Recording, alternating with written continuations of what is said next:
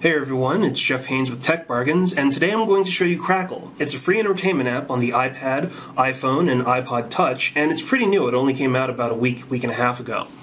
Crackle comes from Sony Pictures, and it's a portable version of their streaming media website, which plays movies and TV shows from a lot of the various studios that Sony owns. And that's everything from Columbia and TriStar to Screen Gems and a lot of other things.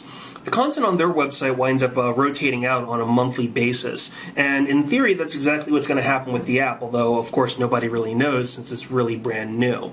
Now at times that means that sometimes you'll get full runs of television shows, and other times you'll get select episodes or portions of series. So let me walk you through some of the things you'll see when you launch the program. Now the first thing that happens whenever you launch Crackle is you'll be taken to this Featured tab, which gives you a splash screen of a lot of the movies and shows that Sony's promoting for that month. It's nice, but part of the problem is that a lot of this content is kind of recreated whenever you go to the movies or the TV show buttons at the bottom of the app, which essentially repurposes the exact same content for those respective sections. Both movies and TV shows have very similar tabs, so let me walk you through some of that.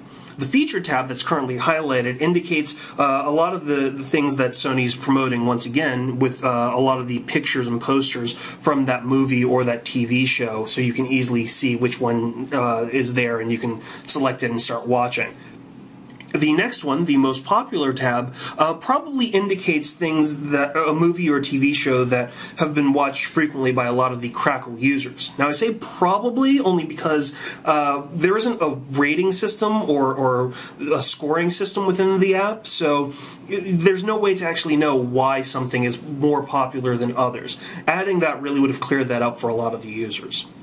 Next to that is the Recently Added tab, and that gives you a sense of something that's been newly added to Crackle for that particular month. There isn't a date, so you really don't know if it's a day old, a week old, or a month old. Finally, there's also a Browse All button, which actually recreates exactly the Browse All button at the very bottom of the app itself.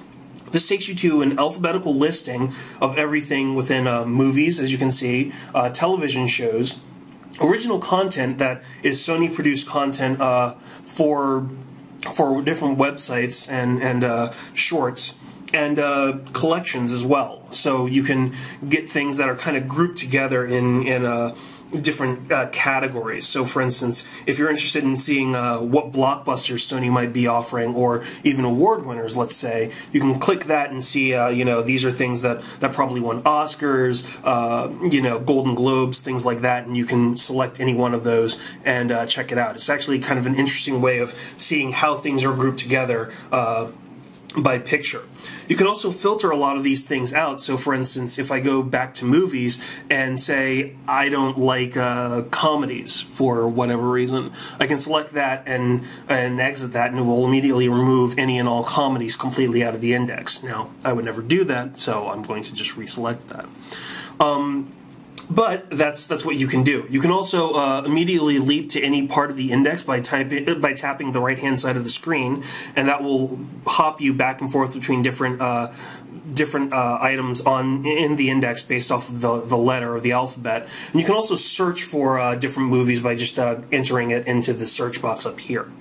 So why don't I actually show you kind of what a movie winds up looking like by just selecting something. So I'll select Dracula, for instance. What you'll see whenever you actually select a excuse me, a movie, is that it'll start playing after a very short commercial. Now, as of right now, the app is sponsored by Battlefield 3, and it's actually the only commercial that will be shown throughout the app itself. And that winds up happening whether it's a commercial break that's interspersed between movies or television shows, and it's kind of an odd thing. I mean, it's really understandable that Sony would use commercials to help defray the cost of just streaming out television shows and movies, but it's kind of strange because the commercials come at random times in the middle of scenes and television shows, so it's kind of odd to be in the middle of a really big climactic moment and all of a sudden have it be interrupted by an ad for a video game. Secondly, it's kind of interesting because the website for Crackle streams everything from Subway ads to promotions for their website and content that's coming up and things like that. But the app itself only highlights Battlefield over and over and over again, so it's kind of repetitive. And finally, every now and then, the app itself winds up blaring the commercial through the speakers, even if you haven't muted. So if you're trying to watch something, you have to kind of be aware that sometimes you'll just get a lot of explosions and gunfire just kind of ripping through the speakers at random times. As you can see by the video playback, it's actually pretty good. It's pretty solid, even in the small video window, or if you double tap and pull it out to widescreen, it's actually pretty nice. Now, every movie actually has a very short description of the movie itself, as you can see right here, as well as why it's kind of popular for the Crackle website. And that's actually one of the largest selling points for the app, because the quality of the video is really excellent, especially with a Wi-Fi connection. Now, if you happen to be interrupted for any reason, say, you have to take a break from watching or something goes on, you can immediately wind up exiting that and then returning at a later point in time, and the app actually saves your place in the movie. So when you go back to it, it'll ask you if you want to start over or resume exactly from the spot that you happen to be. And after a very short commercial, again for Battlefield, it will wind up relaunching you to exactly the same spot if you choose the resume option. Now, what's also interesting about watching a video is you can share the fact that you're watching a particular movie or TV show with your family and friends via email, Facebook, or Twitter options. You can also add it to your personal queue of movies that you're interested in watching, or queue of TV shows that you're interested in watching. And for certain movies or TV shows, you can actually rent or buy that video outright through iTunes. And that's easily done by simply selecting that, and it will actually pop up. As you can see, it brought me exactly to the same spot that I happen to be in. Now finally, within the Crackle app, you have a More tab, and that actually brings you to a section where you can see your account details. You can get additional information about the company itself and about the app, or you can see your viewing history or the queue of movies that you have wanted to watch. Adding movies to your queue is really useful because you don't have to constantly go back to the index and browse your way through everything that's being shown, whether it's movies or TV shows or whatever it happens to be.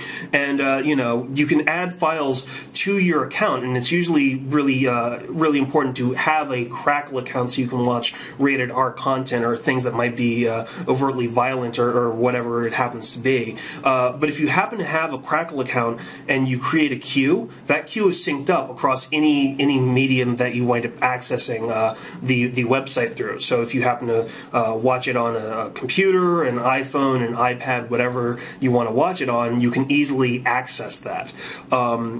Now, the queue is a bit counterintuitive because it won't automatically start switching and playing things from movie to movie. So, for instance, if I watch La Femme Nikita, it's not automatically going to go to Jackie Chan as soon as that movie's over. Plus, it's kind of a minor thing, but you can't start watching a movie on, say, my iPad and then go to my computer and pick up the exact same spot in the movie. I actually have to start all the way over. Overall, though, a lot of these issues seem to be a lot of the growing pains of an app that's less than 2 weeks old. It's probable that Sony's going to fix a lot of these problems with a lot of future updates, but as of right now, Crackle is a viewing experience that might be free to your wallet, but it's not entirely free of issues. That's one of the reasons why we decided to give Crackle a 3.5 out of 5. Now, if you like this video and you want to get more of the latest unboxings, app reviews, and video reviews of products, be sure you go to our channel at www.youtube.com/user/techbargains and subscribe. Make sure that you select the option for email alerts so you're informed whenever we post a new video to the site. Thanks.